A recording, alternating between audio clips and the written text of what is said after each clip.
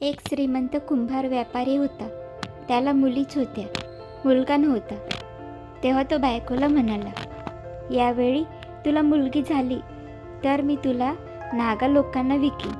आणि त्याही वेळी तिला मुलगीच झाली. नवऱ्याला मुलगी झाल्याचे कळू नये म्हणून बिचारीने मुलीला एका मडक्यात ठेवले आणि मडके नदीत सोडून दिले. नदीतून वाहत जाणारे ते मडके एका धोब्याला दिसले. मडक्यात काय आहे ते बघावे म्हणून त्याने ते मडके घेतले, तर आत एक नुकतीच जन्मलेली मुलगी त्याला दिसली. त्याने ती मुलगी आपल्या बायकोजवळ द्यावी म्हणून तो घरी निघाला. धोबी घरी जात असताना एका घारीने झडप घालून ती पळवली आणि आपल्या घरट्यात नेऊन ठेवली. ते घरटे वडाच्या झाडावरती होते. घारीचे मुलीवर फार प्रेम होते. मुलीला ती खाणे पिणे नेसणे लेणे यात काही कमी पडू देत नव्हती. वाटेल तिथून ती कपडे दागिने फण्या आरसे करंडे ती पळवून आणायची. भांडी कुंडी तेलाचे शिशे धान्य धुन्ने लागेल ते सामान घार मुलीसाठी आणायची. होता करता मुलगी वयात आली, सुंदर दिसू लागली. पण घरटे सोडून ती मुलगी कधी कुठेच गेली नव्हती.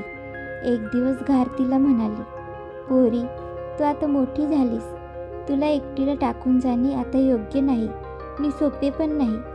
पण कधी कधी मला फार दूर जावे लागते. अशा वेळी काय करायचे ते मी तुला सांगते. मी बाहेर गेलेली असताना तुझ्यावर काही प्रसंग आला आणि मी जवळ हवी असे तुला वाटले तर तू हे गाणे म्हण.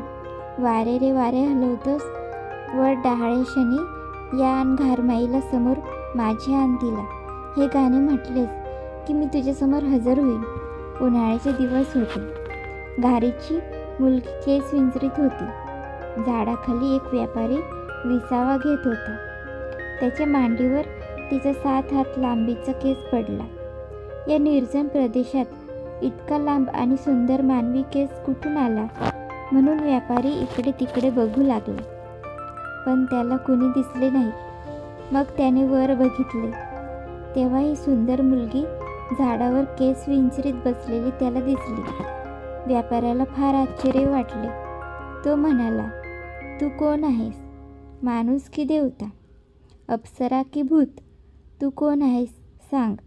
तू झाडावर का बसली आहेस आणि या अशा वेळी तू इथे आलीस कशी? त्या मुलीने पूर्वी माणूस कोणी पाहिलेले नव्हते.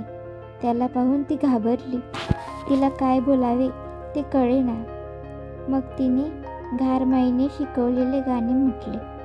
त्याबरोबर घार आली आणि म्हणाली, पोरी मला का बोलावलेस?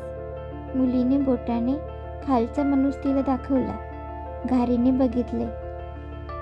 हा सुंदर उमदा माणूस आपल्या मुलीला नवरा म्हणून मिळाला तर किती छान होईल असे तिच्या मनात आले.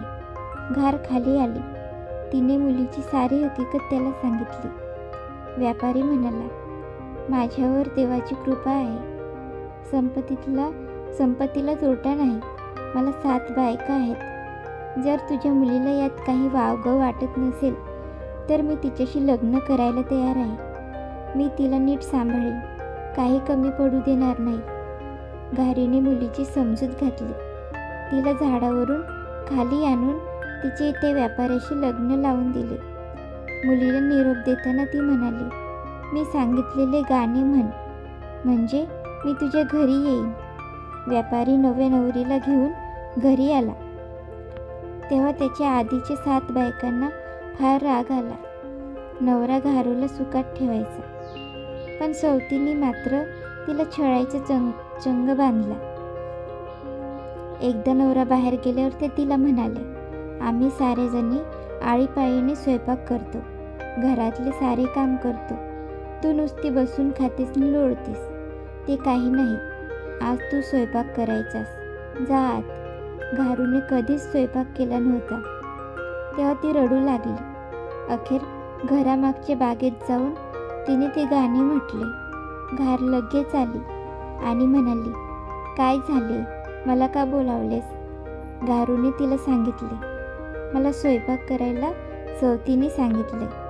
मी काय करू? हातीच्या. त्यात काय आहे? एक भांडे घे, त्यात पाणी घाल आणि तांदूळाचा दाणा घाल. दुसऱ्या हंडीत मूठभर भाजी घाल, थोडे पाणी घाल. चुलीत जळते एक लाकूड घाल. दोन्ही भांडे चुलीवर ठेव. मी बाहेर येऊन बस. उत्तम स्वयंपाक होईल. हवी तितकी माणसे जेवतील. असे सांगून घार निघून गेली. घारूने त्याप्रमाणे केले. स्वयंपाक झाला. सवती जेवायला बसले. ती वाढू लागली. त्या सवतींनी आपल्या पानाखाली खड्डे खोदले. पानाला भोक पाडले. वाढलेले अन्न त्या खड्ड्यात लोटू लागले. हेतू हा की अन्न कमी पडले म्हणून बोभाटा व्हावा. पण अन्न संपेच ना. तेव्हा त्या अखेर निराश झाल्या आणि जेवून उठल्या. एकदा त्यांनी घारूला गाईचा गोठा झाडायला सांगितले. घारू बागेत गेली आणि ते गाणे म्हणू लागली. पण बागेत केळीची झाडे असल्यामुळे वडाच्या झाडाऐवजी गाण्यात तिने केळीच्या झाडाचा उल्लेख केला. एवढंच. घार आली. काय झाले ग पोरी? मला का बोलावलेस? आई, गोठा कसा झाडू? हातीच्या. त्यात काय आहे? केरसुनीची एक काडी काढून घे. गोठ्यात ती एकदा वरपासून खालपर्यंत फिरव. गोठा स्वच्छ होईल. हे सांगून घार निघून गेली. घारूने काडी गोठ्यात फिरवली. गोठा स्वच्छ झाला. सवतींचा हा बेतसुद्धा फसला. तेवढ्यात चैत्रसन फुलांचा सण जवळ आला. ते चैत्र बिहूच्या सणाच्या दिवशी घालायला कपडे हवेत म्हणून व्यापाऱ्याने आपल्या 8 बायकांना प्रत्येकी 5 शेर कापूस दिला आणि म्हणाला, याची सूत काढून कापड विणून कपडे शिवून मला द्या. फिरून घारू केळीच्या झाडाखाली बसून ते गाणे म्हणाली. घार आली. पोरी का बोलावतेस? घारूने तिला कापूस दाखवला आणि नवऱ्याची आज्ञा सांगितली. घार म्हणाली, हातीच्या. त्यात काय आहे? तू 4 बांबूच्या नळ्यांच्या पेट्या घे. त्यात थोडा थोडा कापूस घालून त्या बंद करून ठेवून दे. चैत्र बिहूच्या दिवशी नवऱ्याला ते नळकांडे दे. तिचे सवती आता तिची फजिती होणार म्हणून आनंदात होत्या. त्यांनी कापूस नीट केला, पिंजला, त्याची सूत काढली. मग मागावर कापड विणले आणि कापडाचे ते कपडे शिवू लागल्या. घारू मात्र नुसती बसून होती. बिहूचा दिवस आला. साती सवतींनी नवऱ्याला अंगरखा, धोतर, चादर आणि पंचा असे कपडे दिले. तेवढ्यात घारूने आपली 4 नळकांडी आणली आणि त्याच्या हातात दिली. तो खट्टू झाला. काय एवढेच केलेस? उघडून बघा, ती म्हणाली. त्याने नळकांडी उघडली तर आतून अति तलम कपडे निघाले. त्यांचे पुढे सवतीने दिलेले कपडे ओबड-धोबड चिंध्यांसारखे दिसू लागले. व्यापारी फारच खुश झाला. घारूला कुठे ठेवू आणि कुठे नको ठेवू असे त्याला झाले. हे पाहून त्या सवतींचा तिळपापड झाला. तिचा आता कसा पाडाव करावा याबद्दल त्या नवे बेत रचू लागल्या. तेवढ्यात एकीने सांगितले की एक घारीला मदत करते, तिला आपण मारून टाकूया म्हणजे झाले. हा बेत साती सवतींना पसंत पडला. त्यांनी घारूवर पाळत ठेवली. प्रत्येक वेळी ती गाणे म्हणायची. ते एकीने पाठ केले. एक दिवस ती सवत बागेत बसली आणि तिने घारूसारखा आवाज काढून ते गाणे म्हटले. ते घारीला कळले नाही. ती आली. त्याबरोबर त्या 7 जणींनी तिला कापून तिचे तुकडे केले आणि मग ते तुकडे जमिनीत पुरून टाकले. बिचारा घारूला हे मुळीच माहीत नव्हते. ती गाणी म्हणून आईला बोलावी, पण आई काही यायची नाही. असे कितीदा तरी झाले. तेव्हा तिला कळून चुकले की आपल्या सवतींनीच घारीला मारून टाकले आहे. ती खूप रडली, पण उपयोग काय? तेवढ्यात व्यापारी धंद्यानिमित्त बाहेरगावी गेला. जाताना मोठ्या बायकांना त्यांनी आपल्या लहान बायकोचा सांभाळ करा म्हणून सांगितले. त्यांनी आनंदाने ते कबूल केले. व्यापारी गेलेला काही आठवडे झाले आणि नदीतून व्यापार करणारा एक सौदागर त्या गावी आला. त्याच्याजवळ फण्या, कुंकवाचे करंडे, कुंकू, काजळ, आरसे, सुगंधी तेले वगैरे बायकांना लागणारा माल होता. तो मोदी आपल्या मालाचा पुकारा करीत त्या व्यापाऱ्याच्या घरी आला. तेव्हा त्या 7 जणी त्याला म्हणाल्या, तू आम्हाला तुझा चांगला चांगला माल दे, त्या मोबदल्यात एक सुंदर मुलगी आम्ही तुला देतो. मोदी या गोष्टीला तयार झाला. त्याने भरपूर उंची माल दिला, पण मुलगी काही त्याला दिसली नाही. तेव्हा त्याने विचारले, मुलगी कुठे आहे? त्या म्हणाल्या, आम्ही तिला तुमच्या नावेवर घेऊन येतो.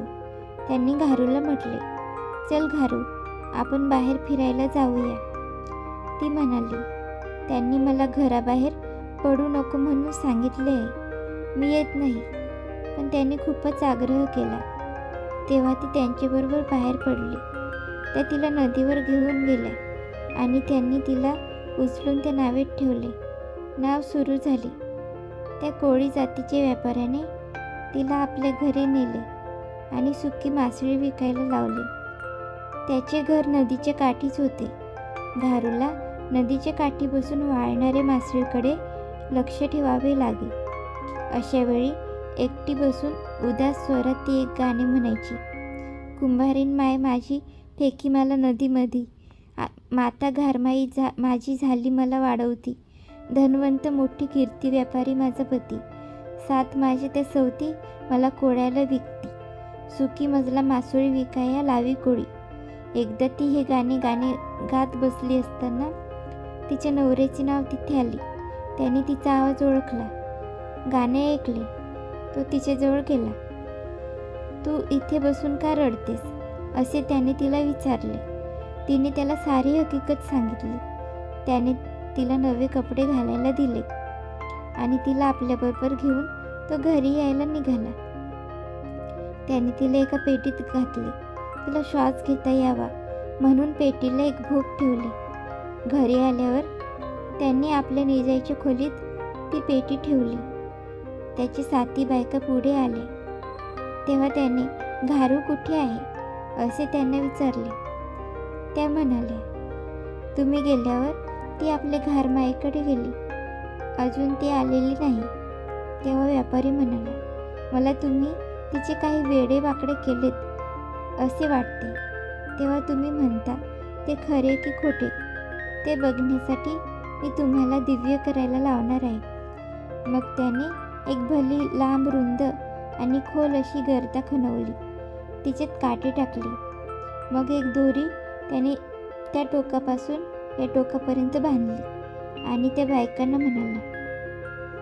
बायकांना तो म्हणाला, या दोरीवरून प्रत्येकाने शेवटपर्यंत चालत जायचे.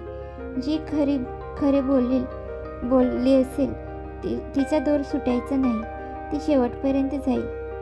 त्या 7 बायकांपैकी 6 जणी दोर तुटून खाली पडल्या, पण 7वी मात्र नीट चालून पार गेली. 7 वेळा ती इकडून तिकडे गेली. हे कसे झाले? नवरा म्हणाला, ही तेवढी दोषी नाही.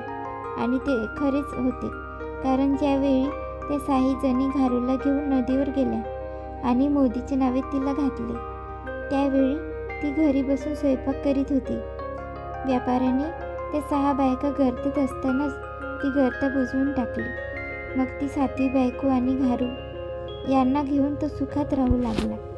तुम्हाला ही कथा आवडली तर लाईक करा, कमेंट करा आणि अशाच नवीन नवीन गोष्टी ऐकण्यासाठी चॅनलला सबस्क्राईब करा. धन्यवाद.